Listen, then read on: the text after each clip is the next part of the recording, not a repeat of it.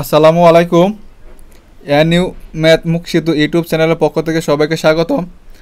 আজকে আলোচনা করব অনার্স প্রথম বর্ষের লিনিয়ার অ্যালজেব্রা চ্যাপ্টার 1-এর সি পার্ট 3 নিয়ে আলোচনা করব। এখানে যে টপিকটা নিয়ে আলোচনা করব তা হচ্ছে নিম্নের ম্যাট্রিক্সের র্যাঙ্ক নির্ণয় করো। র্যাঙ্ক নির্ণয় করার যদি আপনারা একটা পারেন তাহলে বাকি সবগুলো পারবেন।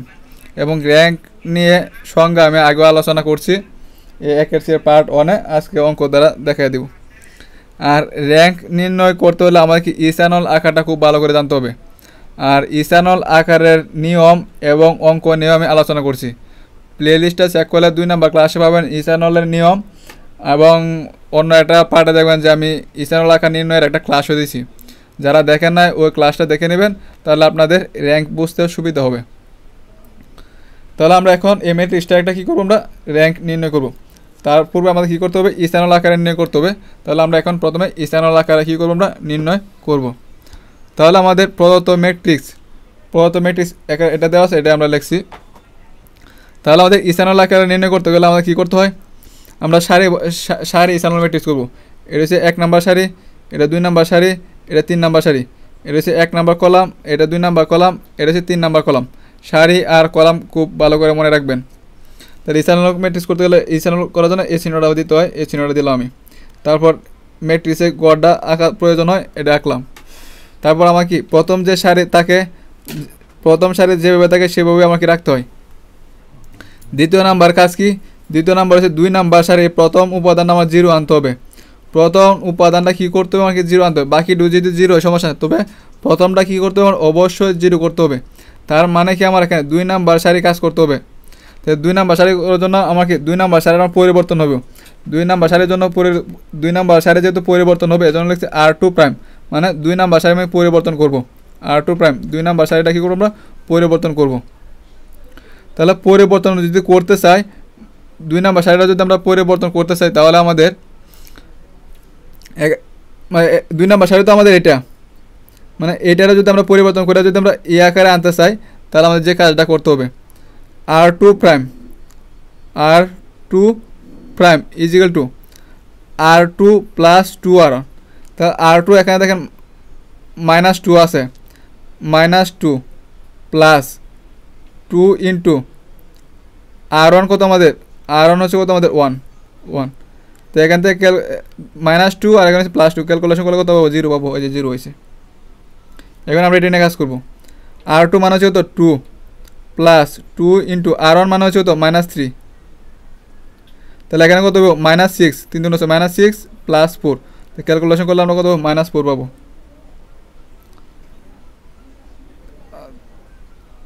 তারপর আমাদের এটা এই জায়গার মান বের করার জন্য আমরা কী করবো, R2 প্রায় এই জায়গার মান, তাহলে R2 হচ্ছে 0 প্লাস 2 ইন্টু R1 বলতে হচ্ছে কত, এটা হচ্ছে R1, মানে এটা R1 সারি, R1 2, 2 2 হতো 4, ওই যে 4 হয়েছে। তার মানে কি আমরা এই জায়গায় আমাদের কী করতে পারছি, আমরা 0 আনতে পারছি। এখন আমার কী করতে হবে, 3 নাম্বার সারির মধ্যে এখানে কি 0 আনতে হবে, মানে এখানে কী করতে হবে, কি 0 আনতে হবে। 0 আনার জন্য আমরা যে এই সারিটার মধ্যে আমরা কী করতে হবে, 0 আনতে হবে। তার মানে কি আমরা মানে এখান থেকে ক্যালকুলেশন করে তো আমরা এখানে 0 আনার চেষ্টা করবো। তার মানে কি R3 যে সারিটা আছে ওটা কী করবো, আমরা পরিবর্তন করবো। তাহলে R3 প্রাইম ইজিক্যাল টু কী করলে 0 হবো, R3 সাথে যদি আমরা 6R1 করি, মানে R1 এর সাথে যদি 6 গুণ করে R3 সারিটা যোগ করি, তাহলে আমার কত হইব, 0 হইব। তাহলে দেখেন R3 কত আছে আমাদের -6, দেন -6 লিখলাম আমি, প্লাস 6 ইন্টু R1 বলতে হচ্ছে কত আমাদের, এটা তো 1 নাম্বার সারি, এই জন্য R1 হচ্ছে কত 1। তাহলে +6 -6 মানে হচ্ছে কত 0। ঠিক একইভাবে এখানে দেওয়া আছে কত আমাদের 9 প্লাস যে মানে R3 মানে হচ্ছে কত 9 প্লাস 6 R1 বলতে হচ্ছে কত -3 এখানে 318 -18 9 -18 প্লাস 9 ক্যালকুলেশন করলে কত হবো, -9 হইব। এখন আমরা এই জায়গাটা ক্যালকুলেশন মানে R3 মানে এটা ক্যালকুলেশন করে আমরা এখানে মান বসাবো। তাহলে R3 প্রাইম মানে এটা মান বের করবো আমরা। তো কী করতে হবে, R3 বলতেছে -3, যে -3 যোগ 6 ইন্টু R1 বলতেছে কত 2, 6 12 থেকে -3 গেলে কত 9 থাকে। আচ্ছা এখানে তো আমাদের কি 0 পাইছি, তো 0 পরে উপাদানটা কি করতে হয় আমার কি 1 আকারে 1 আনার কি চেষ্টা করতে হয়।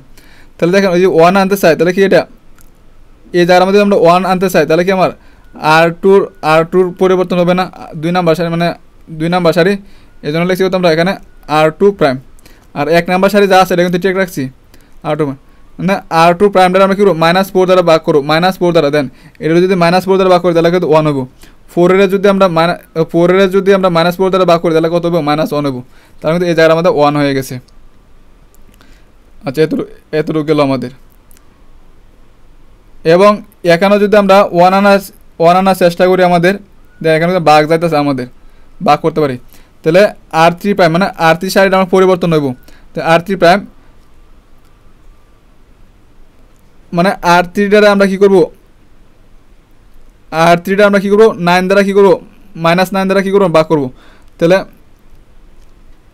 R3 বলতে এইটারে -9 এর যদি আমরা -9 দ্বারা ভাগ করি তাহলে কত 1 হইব। +9 এর যদি আমরা -9 দ্বারা ভাগ করি মানে R3 বলতে তো আমাদের এখানে 9 বোঝাইছি, তাহলে কত আমাদের -9 এর যদি আমরা -9 দ্বারা ভাগ করি তাহলে কত হবে আমাকে -1 হইব। মানে R3 প্রাইম ইকুয়াল টু মানে R3 দ্বারা আমরা কি করব 9 দ্বারা ভাগ করব। R3 বলতে হচ্ছে কত আমাদের এটা কি করব আমরা 9 দ্বারা ভাগ করলে আমরা এই আকারে পাবো, সবগুলো একই পাবে। আচ্ছা আরেকটা নিয়ম কি ছিল আমাদের, যদি আমাদের এখানে 0 হয় তাহলে পরের লাইনে কি এটা থেকে কমপক্ষে একটা 0 বেশি আনতে হবে। তাহলে এখানে 0 এখানেও কি করতে হবে কমপক্ষে 0 আনতে হবে। আরও যদি বেশি 0 আসে তাহলে কিন্তু আমার সমস্যা নাই। তার মানে কি এটাও ঠিক থাকবো এটাও ঠিক থাকবো, এখানেও কাজ করতে হবে।